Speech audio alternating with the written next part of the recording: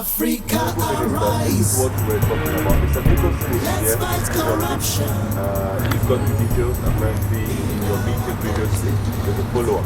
But basically we're talking about when it rains, the water comes down, and you can see from the video, even here, the water is going out here. Yeah, I'm very concerned about lakes and lakes. I'm very, very concerned about them because they're really, really messy. No, that makes some sense. But he should be here. Good day, gentlemen. Oh, Mr. Nicholson, your Minister. Nice material. Same. Now, if I can just fall in, I see John's been showing you around. As we discussed during our last meeting, we can have this up and running by next month. In other words, we can start reclaiming gold from this tailing stump. The only one problem that we do have at this stage is that you were concerned about rechanneling the water to a discharge facility before letting it into the environment again. Minister, we have looked into this. Okay. Now, there's two aspects. Firstly, the cost involved in rechanneling the water is going to be exorbitant, firstly. Secondly, we can get this up and running by next month, as I said to you before. Yeah. Okay, it's going to delay us on that as well because of all the construction that we have to do. Okay. So I haven't left it over there. I've come up with an alternative solution for us. Okay. If I can ask John to share that with you, I've discussed it with him. I'm all ears. Okay. John? Yes, Mr. Nicholson. If you can please just explain to the Minister, remember the solution we spoke about? Oh, yes, absolutely. Honorable Minister, actually I have a solution that is good and will benefit us all in this project. Yeah. You see, when this wastewater, what we've planned is to channel this water through these pipes. There are pipes here, they've been laid, but it goes this way down. There's a stream further down. It's about 2 kilometers from here. And the plan is to channel this wastewater from the tailings straight down to that stream. Over time, the toxic chemicals in the water will be washed away in the stream over time. But for demonstration purposes, if you don't mind, gentlemen, come with me. Okay.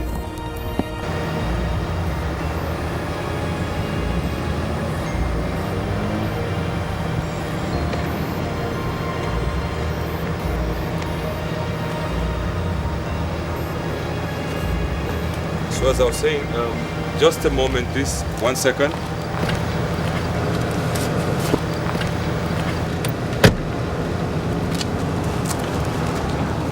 So, Honorable Minister, this is what I was trying to explain. You see, based on the geographical location of the area, there is a stream here. If we can channel the water from the pipes coming this way to the stream. Now from the stream, the toxic chemicals from the waste water will be washed away over time. And I think that solves the problem of managing the wastewater effluent. But from all indications, there's a farmland or a local community. This. What happens to them? Mr. Nicholson Mr. Nicholson. For the purposes of adhering to best practices on paper, we've submitted environmental impact report. Okay. To ensure, we're going to be putting up water signboards along the stream saying water testing points. To ensure that the people that live further down, the water is not contaminated that they drink. Oh, I see. Okay. Okay. However, the juicy part is like this. We live in a part of Africa where people don't read and go through these reports. Now, in doing so, people will think that we are testing the water regularly. Oh, really? Okay. Do that. But in the real thing, what's happening is that we're going to be saving those costs that it would have cost us to spend on that. Okay. And I think we rather share it amongst ourselves, and in doing that, we're basically turning water into wine for ourselves. All right, gentlemen, I have heard you, and You don't come to a gun battle with a jackknife. I don't know what you have now. Honourable Minister, let's meet later on this evening to discuss the creamy parts of the deal. Can I pick up later on this evening? That would be fine. That would be wonderful. Fantastic. Thank you very much. Okay. I love that. Africa, arise. Let's fight corruption in our continent. In our continent. Africa, arise. Let's fight corruption in our continent. In our continent. Africa, Africa, hey. Say no to corruption, Africa. Africa, hey. Say no to corruption, Africa. Africa, hey. Say no to corruption, Africa.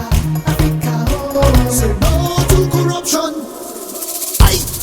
We can live in a better place if we fight against corruption. Your Excellency, as promised, I have the transfer papers of your property right here. As we speak, we're on our way to the place, so you can go and view your new property. Wow. Have a look. There's the documents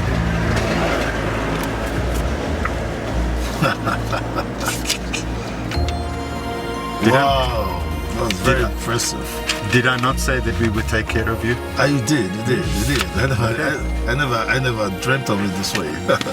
Mr. Nicholson, I trust you. Your Excellency, I trust you, my good you friend. are a respectable man, and the way we see it from our company, you deserve the best. Thank you. I'm glad you're thinking of me in that light. Thank you very much, Look at this. And also, Your Excellency, Nice. any dealing with personal you. needs you might have, you know what I mean, you might need, okay? You come to us, we take care of it for you. What you know the kind of things I need, Mr. Nicholson? You know the little girls around I can play with. I can't wait to throw off my clothes and be in the pool with them. I trust you can arrange that. And this is just the start. Cigar? Wow, the scuba. Thank you very much. I love that.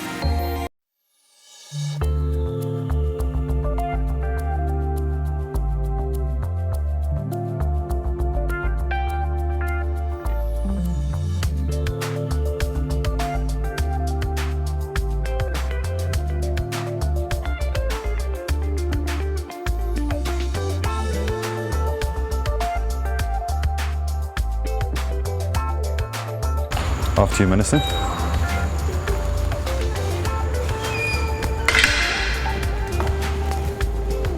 Do you like what you see? Yeah, like awesome. This is the house that I told you about, Minister. This can be yours.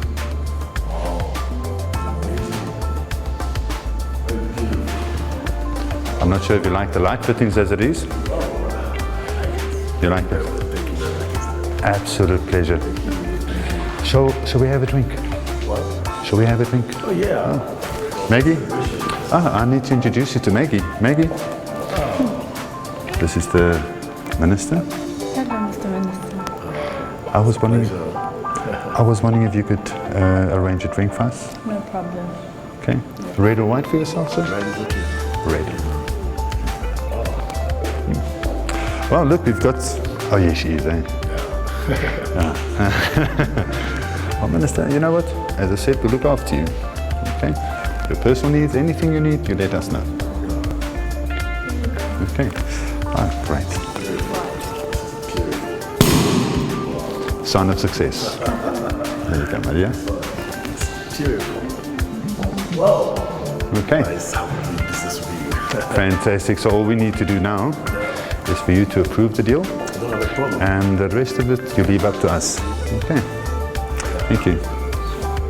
It's a good business.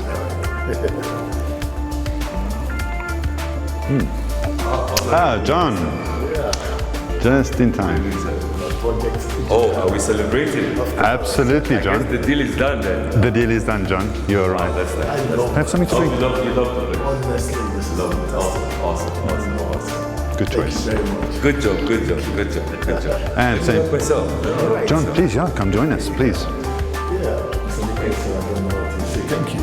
That's very interesting. That's what I'm saying. You should have a look at the pool area. Oh, really? Heated water? Oh. Honorable Okay. Minister, have you met this lovely? Yes. Nice one. Absolutely, absolutely. You see, we're taking care of you. Wow. All the way, all the way, I all the way. appreciate all the way. this. I appreciate this. Oh, gentlemen, I want to promise you that this deal is a closed deal. It's closed already. Really? Yes, I love the sound of that. throw my weight to it, and I'll give you the report by tomorrow morning. Everything will be perfect. Wonderful, wonderful. Excellent. Wonderful. Wonderful. Fantastic. Wonderful. Wonderful.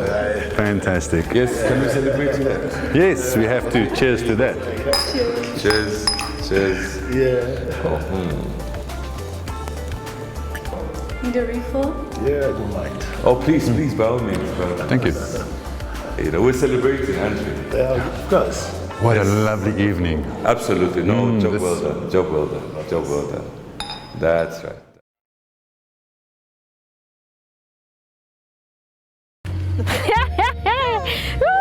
Mavis, how are you, my friend? I'm fine, ma'am.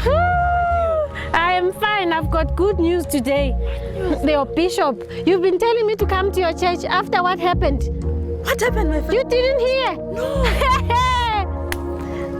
He was caught with a 16-year-old girl. Huh? Let me tell you nicely, I've got mangoes. So Was absolutely. I know. Let me just take out some mangoes. We sit down and, let's just talk nicely about this thing. Hey, tell me, my friend. They what found this bishop with a 16-year-old girl in his bedroom. No. And the bishop's wife, he was busy working the girl, my friend, I'm telling you. Eh? I can't believe this. But anyway, my friend, how are you doing? I'm all right. This looks very juicy. My friend, let's just enjoy it. Okay, Mavis, I'm actually carrying some mango. Let me just cut some more for you, yeah? Okay, sweet.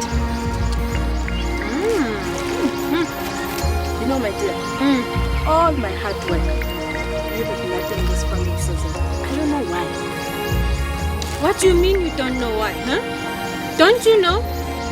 It's that handicapped mining company that's... what's the name again? That big lion and mining construction company is filled with criminals, with empty promises, huh? Oh, but you know what? What happened? I don't even understand this all poison stream thing.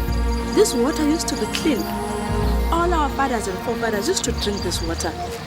Oh, Mavis, don't worry about those people. They are busy sharing money with our stupid leaders of this country, while our people are sick. Our people are dying in the community. And with this stupid hospital that they built. When will this ever end? Mavis, look at us now. Our only source of water has been poisoned by this one big mining and construction company.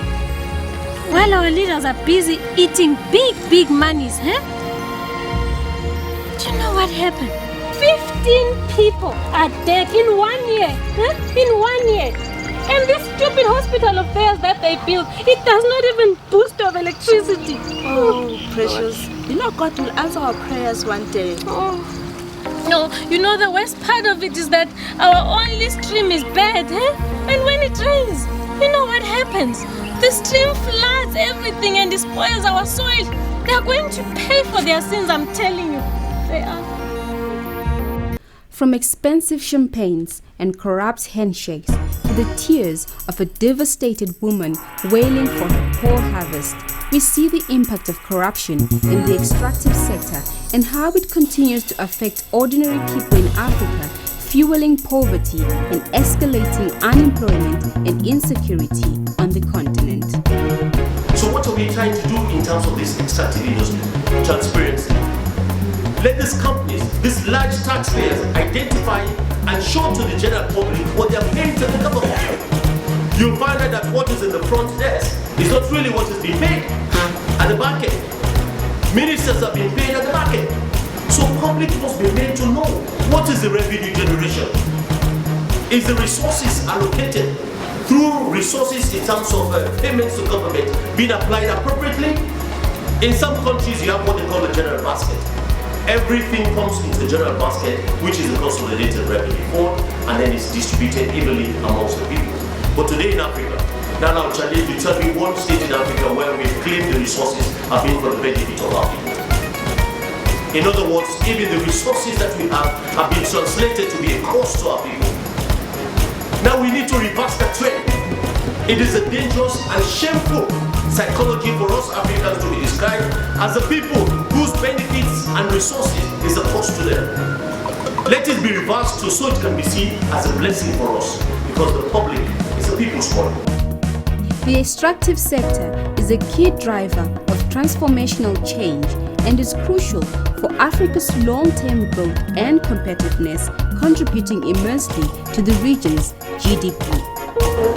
The issue of extractives is very central to development in Africa. If you look at some of the fastest growing economies on the continent, they have largely exported over the last couple of decades unprocessed raw materials. So whether these are metals and alloys or it's crude oil, most of it is not beneficiated. Which means if you go to these countries, you see that they are still significantly underdeveloped. The extractive sector has not fully contributed to Africa's growth and competitiveness, largely because of corruption. Here we see resource-rich countries in Africa wallowing in extreme poverty, and in many cases, citizens are living with less than $1 a day. Corruption in the extractive sector is a reflection of weak natural resource governance, which impacts on the environment, service delivery, and development in affected communities. Have you seen the film called Blood Diamonds? It might look like fable, but the reality is that on this continent, a lot of wars have been fought as a result of the quest for the control and allocation of these natural resources. And what can we do to curb this kind of occurrences from continuing? I think there are a few things that we can do. Firstly is to ensure better equitable socioeconomic development and distribution of the dividends that occur from these natural resources. Secondly is there needs to be a number of industry-related standards. I mean, the Kimberley Principle in terms of conflict diamonds is an important example. But I think we need to see more and more initiatives like that to curb conflict resources from entering into the marketplace, be it as a result of oil bunkering or conflict diamonds or illicit trade in gold, etc. In Africa, many companies within the extractive sector, sometimes as a result of corruption, do not adhere to good environmental standards, resulting to environmental degradation. Communities themselves are not involved when these contracts are negotiated. There is the case of environmental debt that we are accruing as Africa, whereby when mining is taking place, communities are left only with the heavily polluted rivers, destroyed forests, and more importantly, they are dismissed from their ancestral homes, leading to food shortages. Without proper due diligence and adhering to good environmental standards and best practices, corruption will continue to contribute to environmental degradation. When environmental and social impact assessments are not done properly, potential impacts are missed out during project inception and feasibility phases, thereby causing pollution in the land, water, and air, and this leads to health challenges such as asbestosis. Corruption can contribute to climate change, especially when environmental framework and policies are not adhered to. These include monitoring and evaluation of extractive projects, such as mining, which often emits large amounts of CO2 and methane gases that are usually known as greenhouse gases. Corruption in the extractive sector can further create complicity of companies to contaminating the environment, especially when companies willfully dump waste products illegally, which ordinarily would have required special discharge facilities. This leads to destruction of the ecosystem, endangered species, as well as creating pollution, which can be very difficult and expensive to clean up. Corruption in the extractive sector also contributes to some of the human security challenges in Africa, affecting service delivery and broader socio-economic development.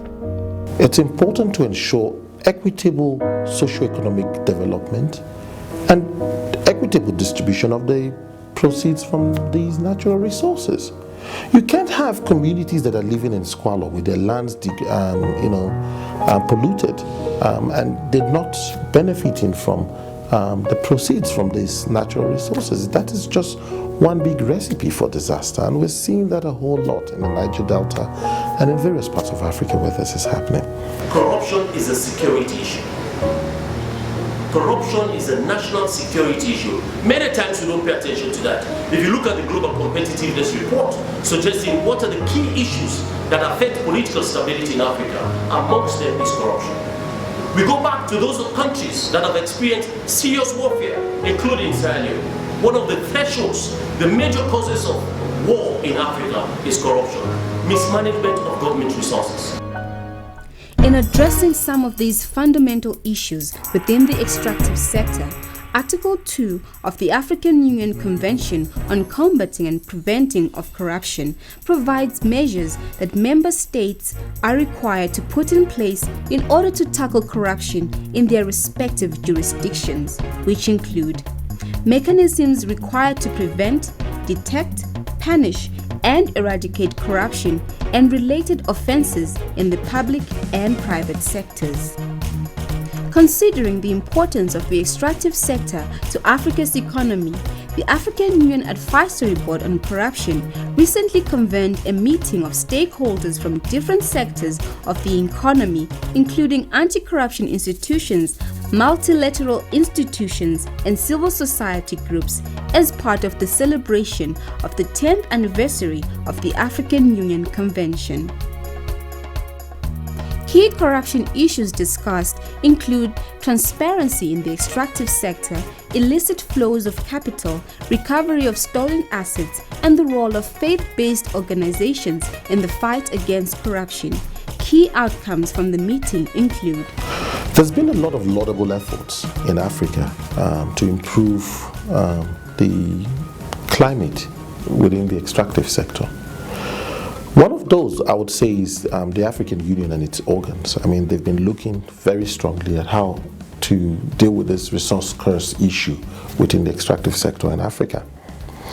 Then you'd also notice that the African Union Advisory Board on Corruption is also having a very key focus on the extractive sector, which, when you attend their country review missions, you'd see that issues around extractive sector keep cropping up in their interactions with government, businesses, and civil society in their respective countries. You'd notice that a number of African countries have become signatories to the extractive industries transparency initiatives, and a number of these countries have put in place both processes and structures within that initiative that a lot of them have now become more compliant countries in this regard. And this involves putting in place a number of structures and processes in place to ensure that the proceeds from the extractive sector are dealt with as transparently as possible. Then you'd see, for instance, collaborative initiatives like the Business Action Against Corruption, which is a partnership between businesses, civil society, and governments to begin to look at innovative ways to deal with corruption in key sectors like the extractives, and to begin to look at what are the key leverage points for promoting transparency and accountability and in the discipline within the African marketplace.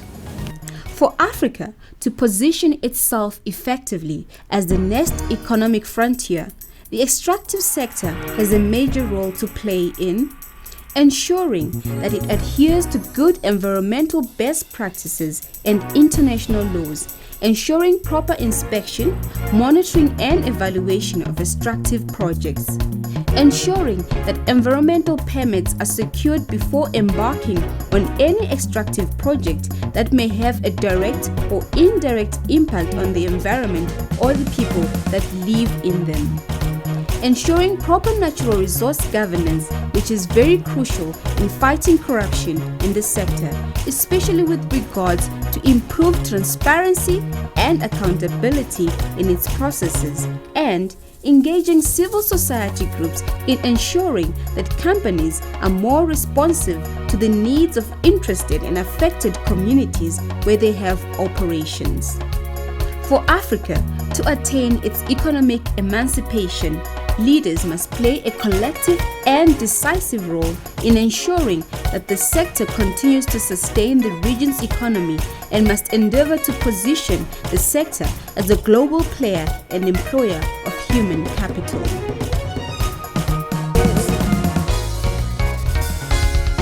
Non la corruption, non la corruption, Africa non la corruption, à la corruption, on fait accentuer famine, conséquences maladie, à cause de la corruption.